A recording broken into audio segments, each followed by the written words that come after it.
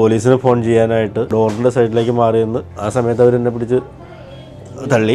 താഴെ വീണ് കഴിഞ്ഞപ്പോൾ തന്നെ എൻ്റെ ബോധം പോയി, എൻ്റെ നിയന്ത്രണം വിട്ടുപോയി. ഇനി എന്ത് എന്നുള്ളൊരു ക്വസ്റ്റിന് മുന്നിൽ വേറൊരു ആൻസർ ഇല്ലായിരുന്നു, മരണം. പക്ഷെ രണ്ട് കൈ ഇല്ലാത്തതുകൊണ്ട് എനിക്ക് ജീവിക്കാനും പറ്റില്ല. നല്ല രീതിയിലുള്ള ജീവിതം എനിക്ക് കിട്ടുമെന്ന് എനിക്ക് യാതൊരു പ്രതീക്ഷയില്ലായിരുന്നു ആ നിമിഷം. ഇല്ല. ഈ അവയവ മാഫിയ എന്താണെന്നുള്ളത് ശരിക്കും നമ്മൾ മനസ്സിലാക്കുന്നില്ല. അവയവ മാഫിയ ഉണ്ട്. കൈമാറ്റ ശസ്ത്രക്രിയ ലോകത്തിൽ തന്നെ തുടങ്ങിയിട്ട് കുറേ വർഷങ്ങളായി. ഇന്ത്യയിൽ തുടങ്ങിയിട്ട് ഉദ്ദേശം ഒരു 10 വർഷത്തിൽ കൂടുതലായി. ലോകത്തിലെ ഏറ്റവും കൂടുതൽ ഹാൻഡ് ട്രാൻസ്പ്ലാന്റുകൾ നടക്കുന്ന കൺട്രി ഇന്ത്യയാണ്. നമസ്കാരം. ഒരു ട്രെയിൻ യാത്രയ്ക്കിടയിൽ 28 വയസ്സുകാരനായ ഒരു യുവാവിന് 2 കൈകൾ നഷ്ടമാകുന്നു. പുകവലി ചോദ്യം ചെയ്തതിൻ്റെ പേരിൽ കുറച്ച് പേർ ചേർന്ന് അദ്ദേഹത്തെ റെയിൽവേ ട്രാക്കിലേക്ക് തള്ളിയിടുകയായിരുന്നു. ട്രാക്കിലേക്ക് വീണ് അദ്ദേഹത്തിൻ്റെ കയ്യിലൂടെ ട്രെയിൻ കയറി ഇറങ്ങി. 2 കൈകൾ നഷ്ടപ്പെട്ടു. പിന്നീട് സംഭവിച്ചതൊക്കെയും അത്ഭുതങ്ങളായിരുന്നു. ആ കാഴ്ചയിലേക്കാണ് ഞാൻ നിങ്ങളെ കൂട്ടിക്കൊണ്ടുപോകുന്നത്. ശരിക്കും പറഞ്ഞാൽ 2013 മാർച്ചിലാണ് എനിക്ക് ഒരു ട്രെയിനിൽ നിന്ന് താഴെ വീണ് 2 കൈകളും നഷ്ടപ്പെട്ടു.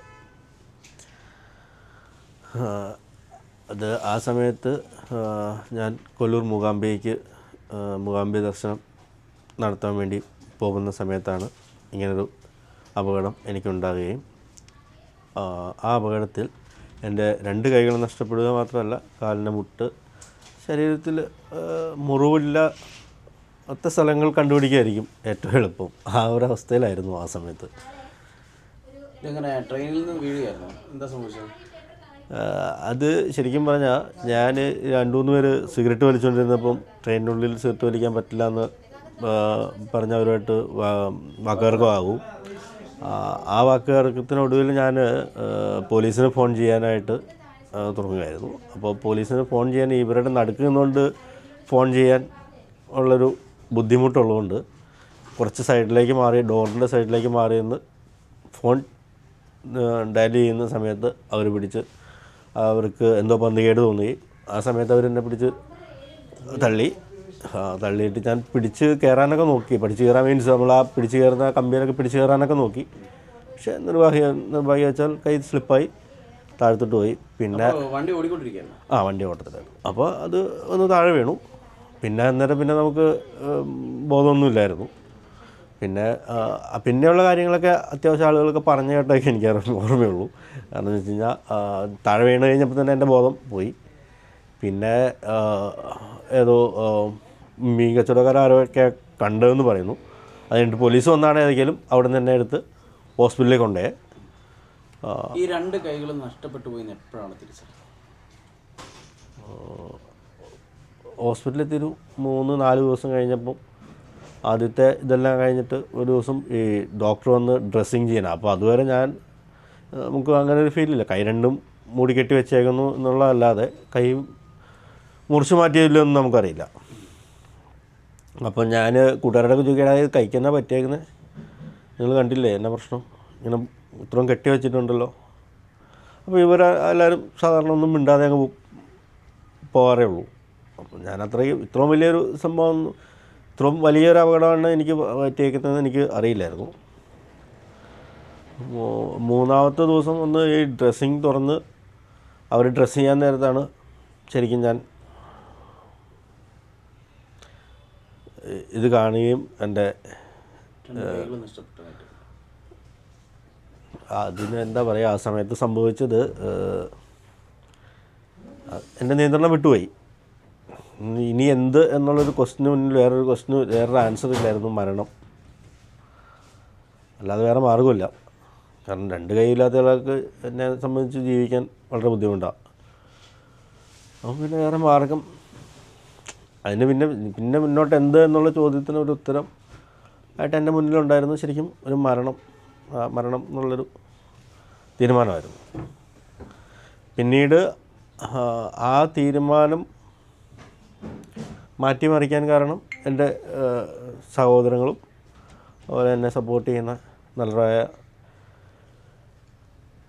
സുഹൃത്തുക്കളും, അവർ അതുപോലെ തന്നെ ഏകദേശം ഞാൻ ആക്സിഡൻറ്റ് പറ്റിയ സമയത്ത് തൃശ്ശൂർ മെഡിക്കൽ കോളേജിൽ 3 മാസത്തോളം കിടന്നു. എണീറ്റ് നിൽക്കാൻ പറ്റില്ല. കാലിൻ്റെ മുട്ട് ചിരട്ട, കാല് മൊത്തം പ്ലാസ്റ്റർ ഇട്ടേക്കുന്നു, കൈ 2 എണ്ണം പോയി. പിന്നെ മേലിലത്ത് ഫുള്ളായിട്ടുള്ള മുറിവും അതായത് ചതവും എല്ലാം. അപ്പോൾ അങ്ങനെ 3 മാസം അവിടെ ഹോസ്പിറ്റലിൽ ബെഡായിട്ട് കിടന്നു. ആ സമയത്ത് എൻ്റെ സഹോദരങ്ങളും സുഹൃത്തുക്കളെല്ലാം, എസ്പെഷ്യലി എൻ്റെ ഇളയ സഹോദരൻ, പുള്ളി ജോലിയൊക്കെ റിസൈൻ ചെയ്ത് വന്ന് തന്നെ ശുശ്രൂഷയും നോക്കി എഴുന്നേറ്റ് നടക്കാനും ബാക്കിയുള്ള കാര്യങ്ങളൊക്കെ ചെയ്യാനുള്ള പ്രാപ്തനാക്കി കഴിഞ്ഞതിന് ശേഷമാണ് പുള്ളി എണ്ണും. കാരണം പുള്ളിക്ക് ജോലി ലീവ് കൊടുക്കണം എന്ന് പറഞ്ഞു കഴിഞ്ഞപ്പം പുള്ളിക്ക് ആ സമയത്ത് പ്രൊമോഷൻ കിട്ടി നിൽക്കുന്ന സമയമായിരുന്നു. പുള്ളി അന്ന് പ്രൈവറ്റ് ജോലി, ഒരു പ്രിൻറ്റിങ് മെഷീൻ മാനുഫാക്ചറിങ് കമ്പനിയിലായിരുന്നു. അപ്പോൾ ആ സമയത്ത് പുള്ളിക്ക് പ്രൊമോഷൻ കിട്ടി നിൽക്കുന്ന സമയമാണ്. അപ്പോൾ പുള്ളി പ്രൊമോഷൻ കിട്ടി നിന്നപ്പോൾ പുള്ളിക്ക് 1 മാസത്തെ 1.5 മാസത്തെ ലീവ് വേണമെന്ന് പറഞ്ഞപ്പോഴത്തേനും അവർ പറഞ്ഞു പറ്റത്തില്ല ഇപ്പോൾ ലീവ് വരാൻ. അപ്പോൾ പിന്നെ പുള്ളി രണ്ടാമത് ആരോടും ചോദിക്കാനൊന്നുമില്ല, പുള്ളി എന്നാൽ റിസൈൻ എഴുതി കൊടുത്തിട്ടാണ് എന്നെ നോക്കാൻ വന്നത്. അപ്പോൾ അതെല്ലാം എനിക്ക് ശരിക്കും പറഞ്ഞാൽ ഈ കൈപോയതിന് ശേഷം തിരികെ വന്നു കഴിഞ്ഞപ്പോൾ അതൊരു ബാധ്യതയായിരുന്നു. കാരണം അവൻ സ്വന്തം ജോലി രാജിവെച്ച് എന്നെ നോക്കി ഞാൻ രക്ഷപ്പെട്ടു പോരുകയും, പക്ഷെ 2 കൈ ഇല്ലാത്തതുകൊണ്ട് എനിക്ക് ജീവിക്കാനും പറ്റില്ല. അപ്പോൾ ശരിക്കും പറഞ്ഞാൽ അതൊരു എന്താ പറയുക, ഈ ചത്തതിലൊക്കുമേ ജീവിച്ചിരിക്കുക എന്നൊരു അവസ്ഥ. കാരണം വെച്ചാൽ എനിക്ക് ജീവിക്കാതിരിക്കാൻ പറ്റത്തില്ല. എങ്ങനെ മുന്നോട്ട് പോകുമെന്നുള്ളത്, മുന്നോട്ട് പോകാൻ വേറെ മാർഗങ്ങളില്ലല്ലോ, 2 കൈകളുമില്ല. പിന്നെ അവസാനം എൻ്റെ ഒരു കസിനാണ് ഇപ്പോൾ ഡോക്ടർ അയ്യരുടെ ഒരു TV ഷോ കണ്ടിട്ട് ഇങ്ങനെ എല്ലാ അവയവങ്ങളൊക്കെ മാറ്റി വയ്ക്കാൻ കട്ട് ചെയ്തെല്ലാം ചെയ്യാൻ പറ്റും എന്നും പറഞ്ഞ് ഒരു TV ഷോ ഉണ്ടായിരുന്നു. അപ്പം അവൻ അത് കണ്ടു. അതിനുശേഷം അവൻ എന്നോട് പറഞ്ഞു, ഇങ്ങനെ ഒരു TV ഷോ ഞാൻ കണ്ടായിരുന്നു, നീ ഒന്ന് കണ്ടു. ഏകദേശം 2 വർഷത്തിൽ കൂടുതൽ ജീവിച്ചു. ഇല്ല, 6 മാസത്തിന്, ഏകദേശം 6 മാസം കഴിഞ്ഞപ്പോഴാണ് പിന്നെ ഈ ഒരു ഷോ കാണുന്നത്. അപ്പോൾ അതിന് മുന്നേ ഞാൻ ഈ നമ്മുടെ റോബോട്ടിക് കൈകളൊക്കെ വന്ന് കാണുകയും അതിനെക്കുറിച്ച് അന്വേഷിക്കുകയും വന്ന് കണ്ട് അത് ഉപയോഗിക്കുന്ന ആളുകളുടെയൊക്കെ അടുത്ത് പോയി എന്തെങ്കിലും സ്കോപ്പ് ഉണ്ടോ എന്ന് ഞാൻ അന്വേഷിച്ചുകൊണ്ടിരുന്നു. പക്ഷേ അത് ഉപയോഗിച്ചിട്ടെല്ലാം തന്നെ അതിനെക്കുറിച്ചൊരു നല്ല റിസൾട്ട് പറയുന്നില്ല. കാരണം അത് ചില ആൾക്കാർ പറഞ്ഞാൽ അത്യാവശ്യം അത് സിഗരറ്റ് വലിക്കാൻ മാത്രമേ കൊള്ളുള്ളൂ, ആ സാധനം കൊണ്ടുള്ള ഉപയോഗം നമുക്കതേ ഉള്ളൂ, അതിൽ കൂടുതലൊരു ഉപയോഗം അതുകൊണ്ടില്ല എന്നാണ് ഉപയോഗിക്കുന്ന ആളുകൾ. അപ്പോൾ അങ്ങനെ വന്നപ്പോൾ പിന്നെ വേറെ മാർഗ്ഗമില്ല. അങ്ങനെ ഞാൻ വേറെ സർവ്വപ്രതീക്ഷ നഷ്ടപ്പെട്ടിരിക്കുമ്പോഴാണ് ഇങ്ങനെ ഒരു TV പ്രോഗ്രാം കാണുകയും ആ TV പ്രോഗ്രാമിൽ ഞാനത് കണ്ടിട്ട് എനിക്ക് തോന്നി സാറിൻ്റെ അടുത്ത് പോയി കഴിഞ്ഞാൽ എന്തെങ്കിലും മാർഗ്ഗം ഉണ്ടാവും. അങ്ങനെ ഞാൻ സാറിനെ വന്ന് കണ്ടു. അപ്പോൾ സാറിനെ വന്ന് കണ്ടപ്പോൾ സാറ് പറഞ്ഞു, ഞങ്ങളിങ്ങനൊരു കാര്യം ആലോചിക്കുന്നുണ്ട്, നോക്കാം, പക്ഷേ എനിക്കിപ്പോൾ ഉറപ്പൊന്നും പറയാൻ പറ്റത്തില്ല. നിനക്കിപ്പോൾ എന്താ നിൻ്റെ ഫ്യൂച്ചർ? ഞാൻ പറഞ്ഞു, എൻ്റെ ഫ്യൂച്ചർ പ്ലാനൊന്നുമില്ല എൻ്റെ കയ്യിൽ. നിലവിൽ ഇങ്ങനൊരു സ്കോപ്പ് ഉണ്ടെങ്കിൽ ഞാൻ അതേ പിടിച്ച് കയറും. കൈമാറ്റ ശസ്ത്രക്രിയ ലോകത്തിൽ തന്നെ തുടങ്ങിയിട്ട് കുറേ വർഷങ്ങളായി. ഇന്ത്യയിൽ തുടങ്ങിയിട്ട് ഉദ്ദേശം ഒരു 10 വർഷത്തിൽ കൂടുതലായി, 10-11 വർഷമായി. മനുവിൻ്റെയാണ് ആദ്യം ചെയ്തത്. നമ്മളുടെ ആ എക്സ്പീരിയൻസ് ഇത്രേ കാലം വെച്ച് കഴിഞ്ഞാൽ ലോകത്തിൽ തന്നെ ഇപ്പോൾ ഏറ്റവും കൂടുതൽ ശസ്ത്രക്രിയ ഒരേ സെൻറ്ററിൽ ചെയ്തിട്ടുള്ളൊരു സെൻറ്ററാണ് നമ്മുടെ ഇപ്പോൾ അമൃത ആശുപത്രി. അതുകൂടാതെ ഇന്ത്യയിൽ ഒരു ഉദ്ദേശം 10 സെൻറ്ററുകൾ കൂടെ ഈ ഹാൻഡ് ട്രാൻസ്പ്ലാന്റിലേക്ക് ഇറങ്ങിത്തിരിച്ചിട്ടുണ്ട്. അങ്ങനെ നോക്കുമ്പോൾ ലോകത്തിലെ ഏറ്റവും കൂടുതൽ ഹാൻഡ് ട്രാൻസ്പ്ലാന്റുകൾ നടക്കുന്ന കൺട്രി ഇന്ത്യയാണ്. ആ രീതിയിൽ വരണം എന്നുണ്ടെങ്കിൽ നമ്മുടെ ഈ കൈമാറ്റ ശസ്ത്രക്രിയ കിട്ടിയവർക്കുള്ള അതിൻ്റെ ആ ട്രാൻസ്പ്ലാന്റ് കഴിഞ്ഞിട്ടുള്ള അവരുടെ ജീവിതവും അവരുടെ ജീവിതത്തിൻ്റെ മാറ്റങ്ങളും ഈ ചെയ്യുന്നവരെയും ചെയ്യുന്ന ഡോക്ടർമാരെയും ചെയ്യുന്ന സംഘങ്ങളെയും അത് മുന്നോട്ട് കൊണ്ടുപോകാൻ അത് ഒരു വലിയൊരു പ്രേരണയായിരിക്കും. അതുകൂടാതെ ഇത് ചെയ്തിട്ടുള്ള ഏത് സംഘത്തിലെ ഏത് ഡോക്ടർമാരെയും ഇപ്പം എന്നെയൊക്കെ സംബന്ധിച്ച് കഴിഞ്ഞാൽ എനിക്ക് ഓരോ രോഗിയുടെയും ഇത് കഴിഞ്ഞിട്ടുള്ള ജീവിതത്തിലെ മാറ്റങ്ങളെക്കുറിച്ച് വ്യക്തമായിട്ടറിയാം.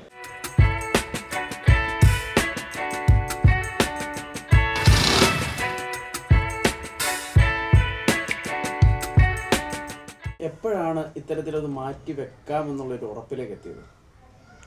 അല്ല, മാറ്റി വയ്ക്കാമെന്നുള്ളതിനെ കുറിച്ച് ഉറപ്പിലേക്ക് മാറ്റി വെച്ച് കഴിഞ്ഞപ്പോഴും അതിന് ഒരു ക്ലാരിറ്റി ഉണ്ടായിരുന്നുള്ളൂ. കാരണം അതുവരെ മീൻസ് ഇന്ത്യയിൽ ആരും കൈകൾ ദാനം ചെയ്തതിനെ കുറിച്ച് കേട്ടിട്ട് പോലില്ല. പിന്നെ കൈകളൊക്കെ ദാനം ചെയ്യാന്ന് പറയുമ്പം ഈ നമ്മുടെ എന്താ പറയുക,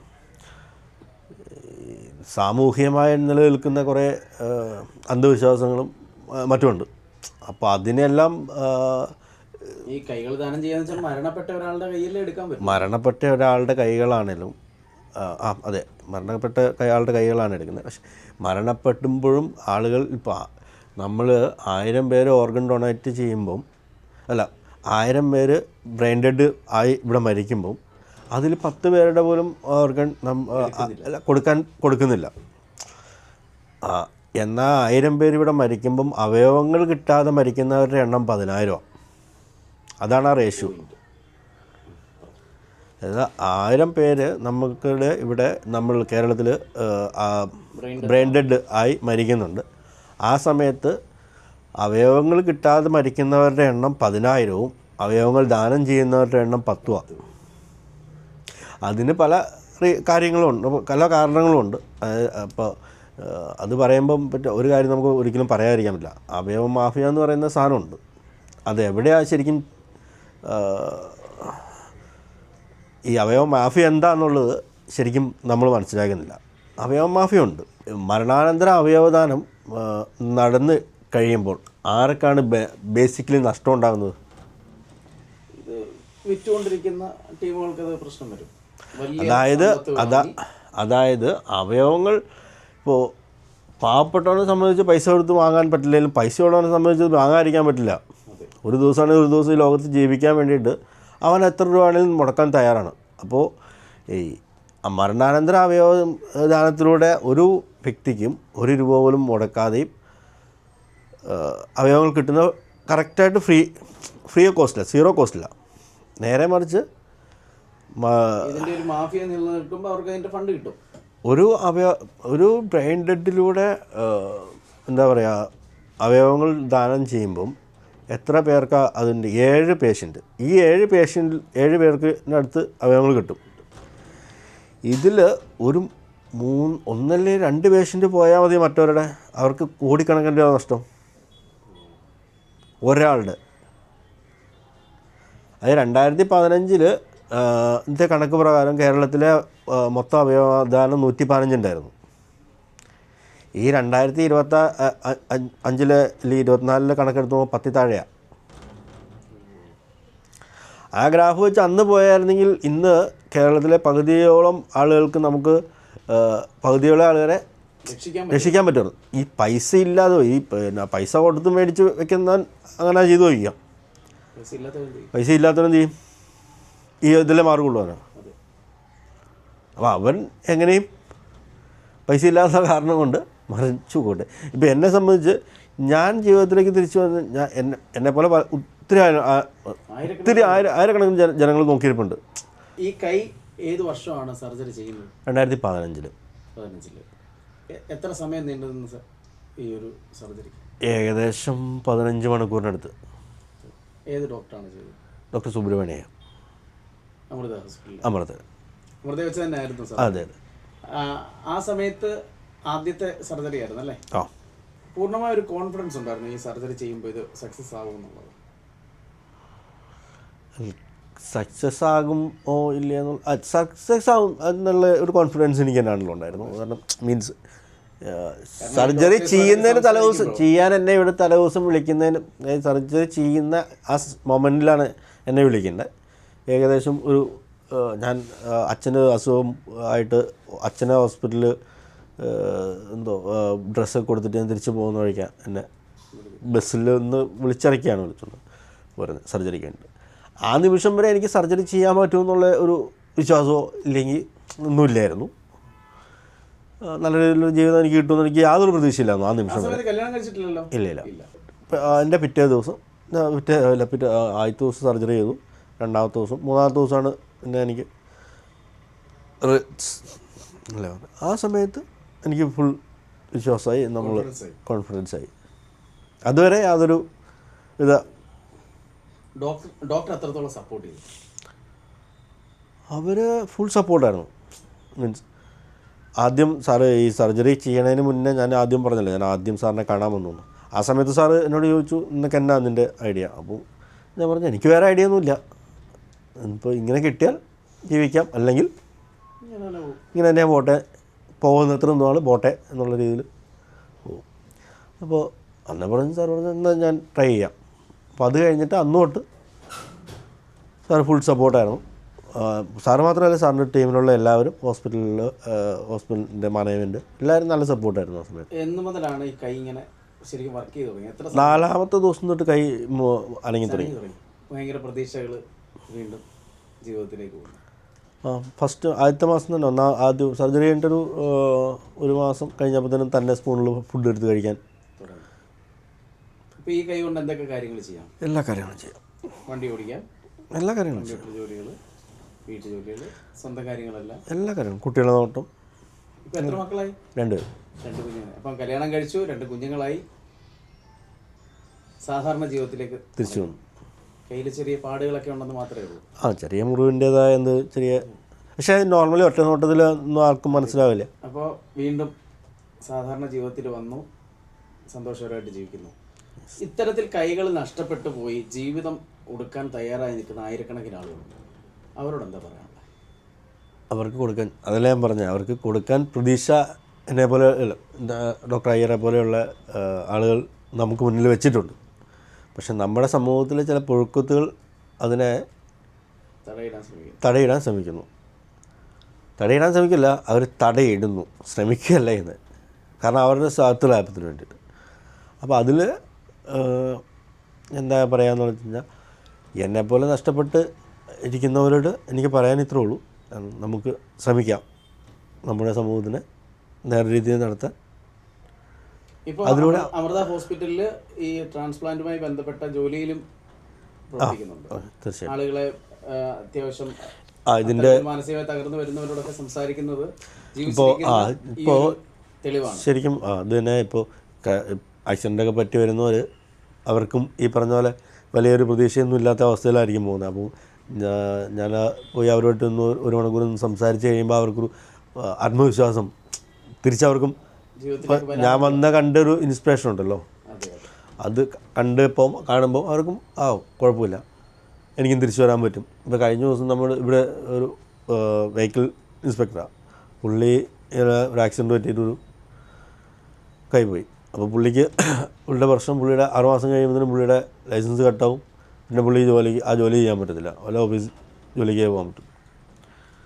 അപ്പോൾ പുള്ളി അങ്ങനെ മനസ്സിലായിട്ട് മൊത്തം തളർന്നിരിക്കുമ്പോഴാണ് സംസാരിക്കുന്നത്. അപ്പോൾ പുള്ളി മനസ്സിലായി, ഇപ്പോൾ അന്നും പ്രശ്നമല്ല, എനിക്കും തിരിച്ച് വരാൻ പറ്റും. അപ്പോൾ പുള്ളി ഫുൾ കോൺഫിഡൻസായി പുള്ളി തിരിച്ചു വരാനുള്ള ട്രാൻസ്പ്ലാന്റ് ചെയ്യാനുള്ള പ്രോസസ്സിലേക്ക് ചെയ്തുകൊണ്ടിരിക്കുന്നു. അപകടങ്ങളിൽപ്പെട്ട് ശരീരഭാഗങ്ങൾ നഷ്ടപ്പെട്ടു പോകുന്നവർ പ്രതീക്ഷയറ്റാണ് മുന്നോട്ട് പോകുന്നത്. അത്തരത്തിൽ പ്രതീക്ഷയറ്റവർക്ക് പുതുപ്രതീക്ഷ നൽകുന്ന ഒരു ജീവിതമാണ് മനുച്ചേട്ടൻ്റേത്. ആരും ഭയപ്പെടേണ്ടതില്ല. ഇനിയും ജീവിതം ബാക്കിയുണ്ട്. നമുക്ക് വളരെ സന്തോഷപൂർവ്വം മുന്നോട്ട് പോകാം.